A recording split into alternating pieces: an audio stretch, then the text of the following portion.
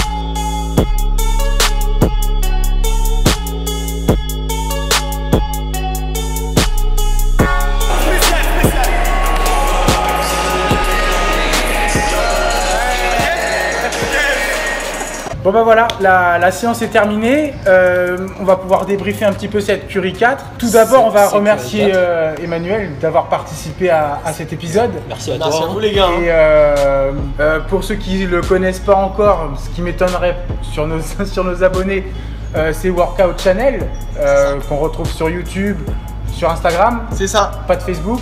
Si, Facebook aussi et Twitter, mais là où je suis vraiment actif, YouTube et surtout Instagram. D'accord.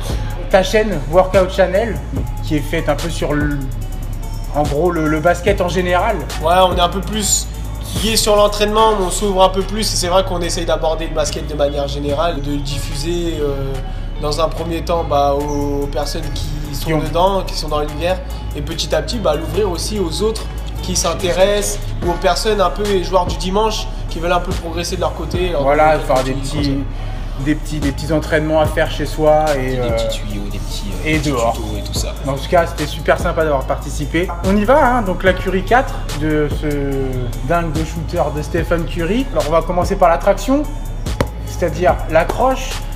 Dis-moi franchement, qu'est-ce que tu en as pensé? Est-ce que c'est digne de Stephen Curry cette chaussure? Bah franchement, pour avoir testé plusieurs chaussures minimalistes, puisque là on est sur une chaussure qui est basse, j'étais agréablement surpris par rapport à l'accroche, puisque on jouait quand même sur un sol qui était propre, ça faut le dire aussi. Ouais, la Hoops Factory c'est quand même bien entretenu. Ouais, c'est vrai, faut dire ce qui est. Donc on pourra pas vous dire en tout cas dans l'immédiat ce que ça donne sur sol glissant ou sur sol un peu plus sale, mais en tout cas sur sol propre ça fait vraiment le taf. Sur les changements de direction, et on réagit vite, sur les appuis on se sent confortable. Ouais, il n'y a pas de souci, ça répond vite.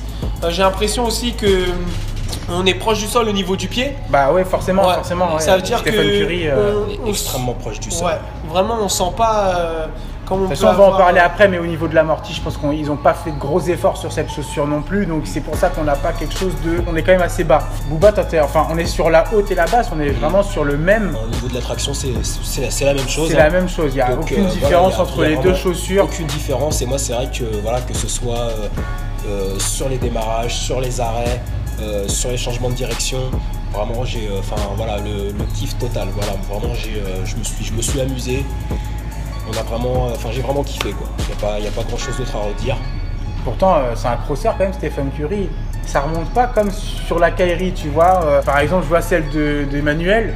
On voit qu'il y a quand même une petite usure qui se fait là sur la mousse. Moi je suis vraiment d'accord avec toi pour plusieurs raisons, parce que c'est la première fois qu'on l'utilise et on voit déjà, on commence à avoir des traces d'usure. Ouais. Que ce soit là, donc on voit très clairement qu'on est sceptique au niveau de la durée de vie. Voilà, dès un premier entraînement on voit des traces d'usure et tout, je trouve que c'est pas normal. Pour les basketteurs qui cherchent une chaussure qui résiste dans le temps et qui n'ont pas trop forcément énormément d'argent et qui veulent forcément une paire pour toute la saison. Et puis comme tu as dit, on a joué sur un terrain clean. Ouais. Le mec qui joue dehors avec cette basket sur un bon goudron bien râpeux là, c'est mort, fini. C'est foutu. Ah bah alors là, il jette l'argent par les fenêtres. Parce que là, c'est même pas la peine d'y et penser. Booba, du coup, on n'a pas le même matériel en fait, donc c'est vrai que là, ça me paraît un peu plus plastoc. Hein, c'est un peu plus solide sur la Curry 4 haute. Enfin, le cuir fait tout le tour de la base du pied. Moi, par contre, j'ai pas de trace d'usure.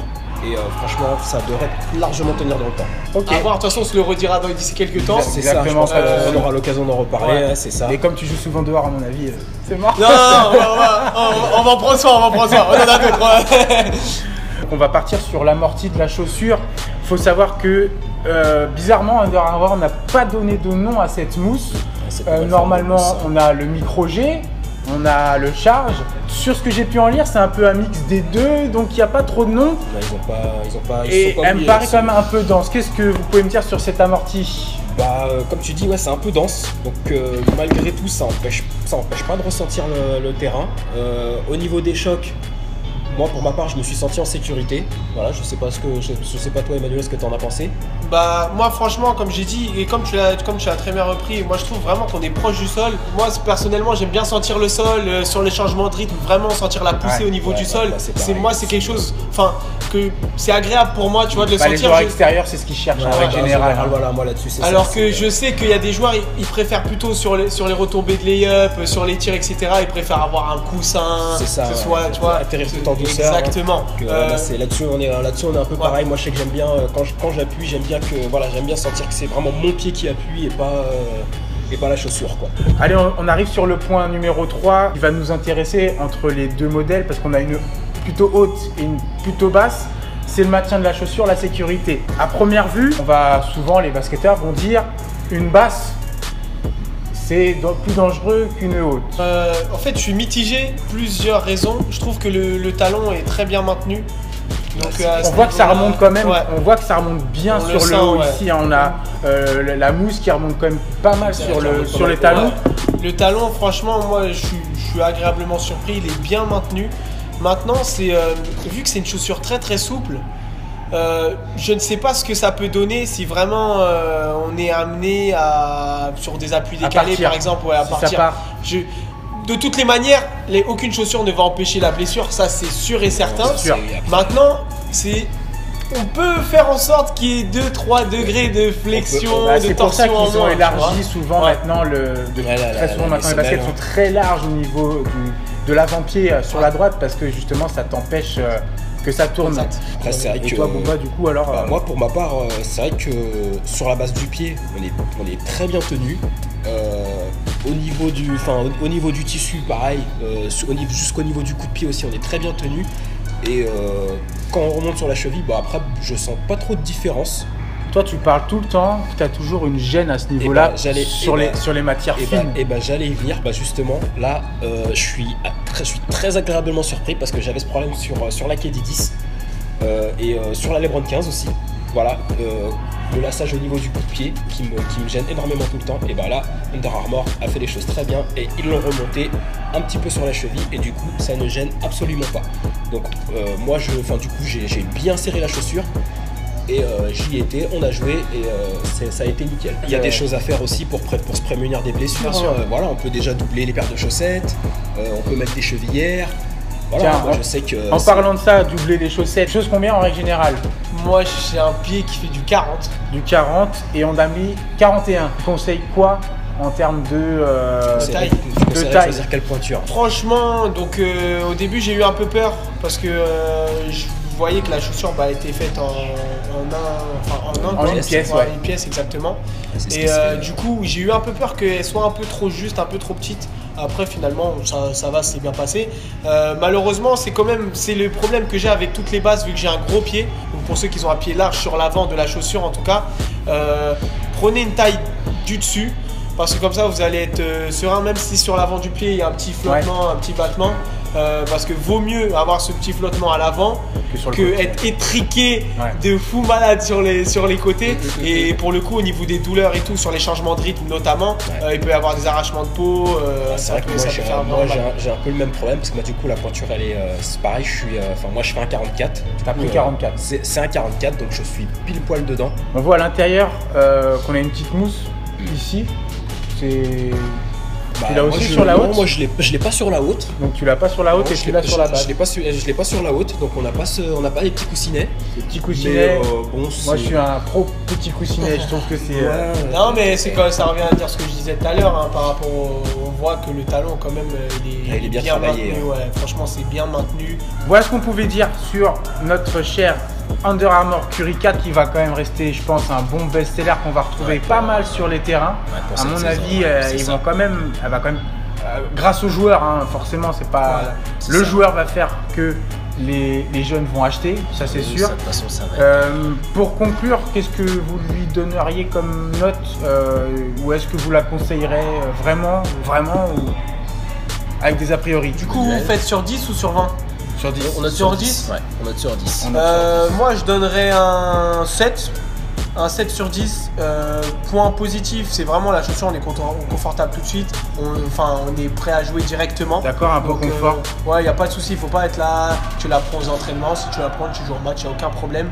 Donc, après, petit bémol, c'est effectivement au niveau. Après, c'est un compromis, peut-être qu'ils ont fait au niveau de l'amorti.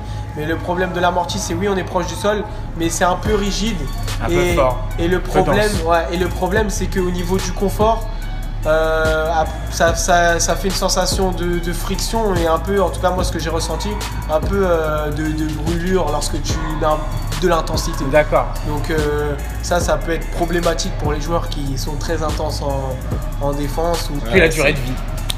Ouais, la durée de vie, voilà. Voilà. Et le plus gros point négatif, c'est que c'est vrai que si on est prêt, généralement je pense que si vous êtes prêt à mettre un prix pour une chaussure, il faut qu'elle dure un minimum de temps.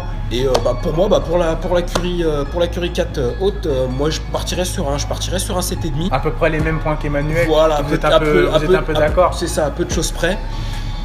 La seule chose que je peux conseiller, par contre, pour se prémunir du petit frottement qu'il y a sur, parce que j'ai le même problème qu'Emmanuel, moi en fait j'ai le pied large, je l'ai pas dit tout à l'heure, j'ai le pied large, donc c'est vrai que quand je prends la pointure pile, ça me pose problème. Et c'est vrai que je conseillerais de prendre ne serait-ce qu'une demi-pointure au-dessus pour être sûr de pas avoir de problème de frottement, de friction. Booba, donc il y a une grosse différence de tarif en plus. 119 € pour la basse, ouais, pour la basse, 149 € pour la haute, qui est quand même 30 € moins cher que sa prédécesseur, la Curry 3. Et qui est encore 30 € moins cher, donc ça veut dire presque 60 balles moins cher que la Curry 3. Pour, à mon avis, un produit équivalent. Équivalent, peut-être même mieux. Elle est même mieux que la Curry 3. Enfin, moi, c'est mon ressenti en tout cas. Vous pouvez la retrouver du coup sur le site basketstore.fr, notre partenaire que vous allez pouvoir voir dans un des coins là, je sais pas où est-ce que ouais, celui-là, enfin, voilà, vous verrez. Puis ouais, Emmanuel, merci beaucoup en tout cas d'avoir participé. Merci à vous. J'espère que tu nous donneras des petites nouvelles de temps en temps de la chaussure. Hein, si elle tient pas, vous le saurez. Hein. Je mettrai une grosse photo. Merci beaucoup et puis j'espère que cet épisode vous aura plu. Encore une fois, merci beaucoup Emmanuel. Merci les gars d'avoir participé à cet épisode. Et voilà, qu'est-ce que je peux vous dire de plus? Abonnez-vous, likez cette vidéo et puis à bientôt pour une prochaine basket. Voilà. À très bientôt. Ciao. Ciao.